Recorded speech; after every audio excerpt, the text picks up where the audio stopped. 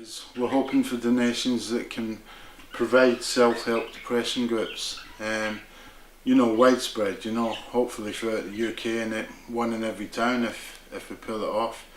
But the idea being is the donations would go to the rent of premises, teas and coffees, biscuits, what have you, regards the facilitators that we're hoping to employ, hopefully from within, from the groups themselves. You'll get people that will recover well, and they'll be good enough to be a facilitator, and we hope to employ from within.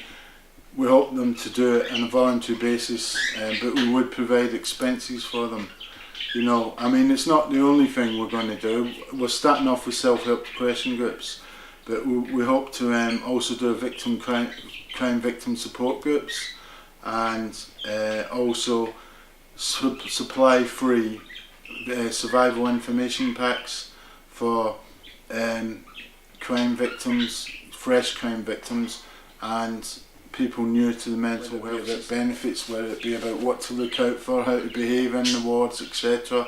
What's good and bad, and keep an eye out for good nurses from bad nurses, and know what to do, address it with complaints, whatever. To provide facilitators for self-help groups, and mental health condition, separate mental health condition therapists, and we would pay them, because obviously that's quite a job, but that's in the future, In my personal case, I suffer from post-traumatic stress disorder.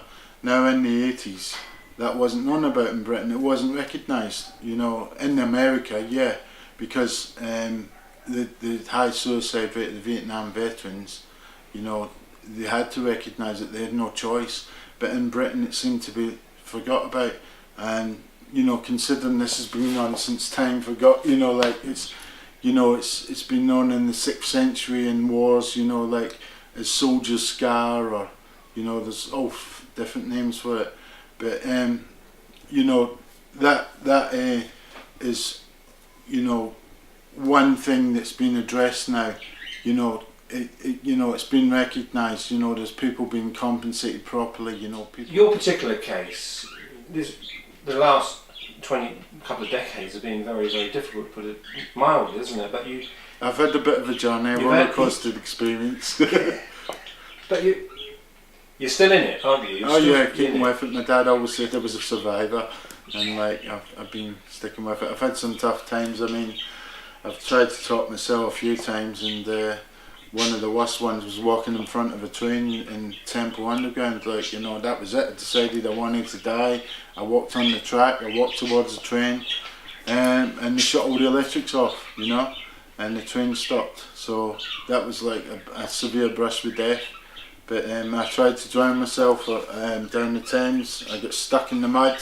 I got rescued by the police, and these bystanders, we all get stuck in the mud. There was shoes coming off everyone. It was a bit of a joke. If it weren't so serious, you would laugh about it, and I sometimes titter about it. I think, well, it happened, but it's behind me, and I can laugh about it. But there is something clearly in your own DNA, so to speak, that has made you out as a survivor. Even those stories, in a way. Well, I get it from my mum and dad. I think, Yeah. They stick with it. My mum and dad they've taught me well, sort of thing. I just I've got a great childhood, a brilliant childhood. I've wrote about that, and there wasn't money about. My mum and dad were pretty poverty stricken, but in Cumbernauld, Scotland, there's a lot of camaraderie. Neighbour helps neighbour. If you run out of sugar, you go and borrow some sugar. If you need a fiver for the end of the week for shopping, you get it. You know what I mean? And it's unlike the southeast, which is a bit more ruthless and dog eat dog, and everyone's out for what they can get. There's a lot of that going on, and it is a bit more hardened down here. It's not quite so community based, but Scotland's quite good for that. It's known for its friendliness, So you'd say you're more on an even keel now the last 2 years than you've ever been? Absolutely, yeah. And what are the key factors to do with that? Attending a self-help group got me started.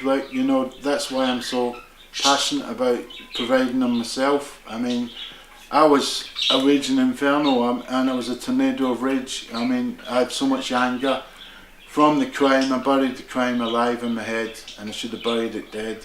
And the anger went within, and when anger goes within, it causes depression, but it also causes contained aggression and anger. And over the years it built up. Loads of things went wrong, other traumas, you know, heartbreak, you know, it all added up, and eventually I got to working in a place. I got bullied. Someone bullied me about the route, believe it or not. I went to the self-help group. I nearly get chucked out, you know. The facilitator thought, you know, this man's got so much rage in him, he's going to have a bad effect on other people, he's going to upset them, sort of thing.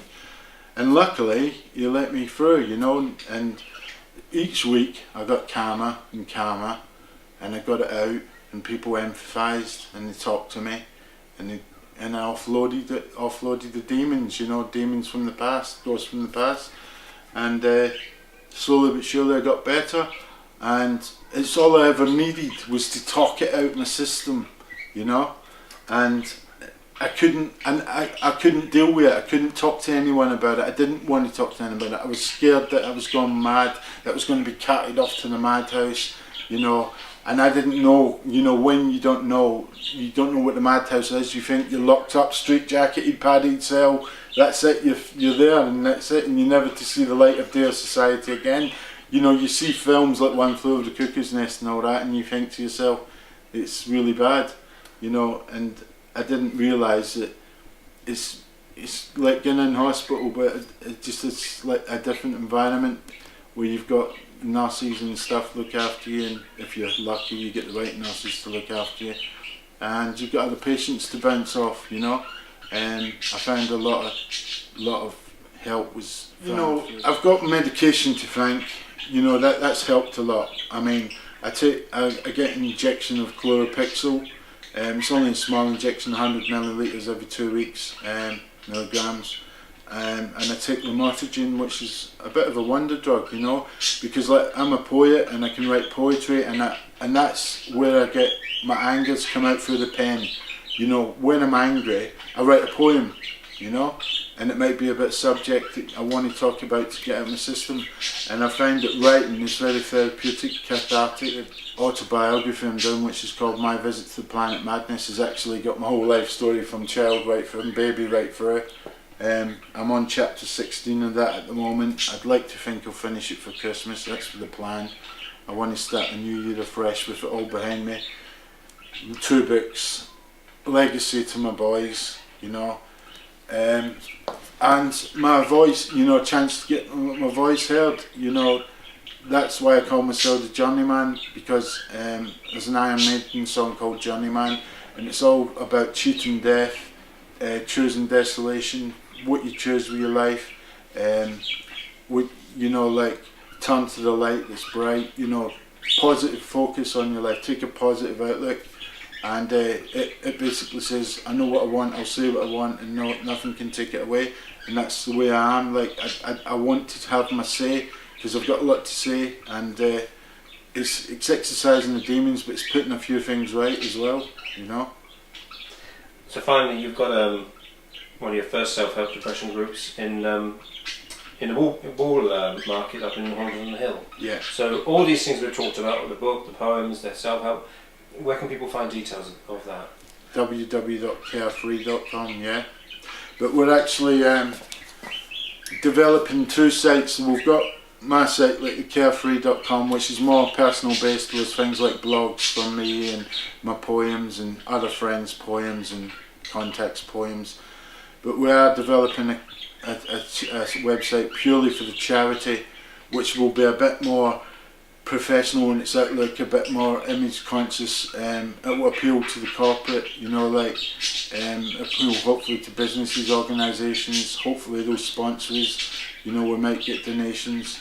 So there's going to be 2 angles. Like, one's going to be like a more personal website that might appeal to the man in the street more, but then there's the other website, you know, like it's going to be more corporate based, you know.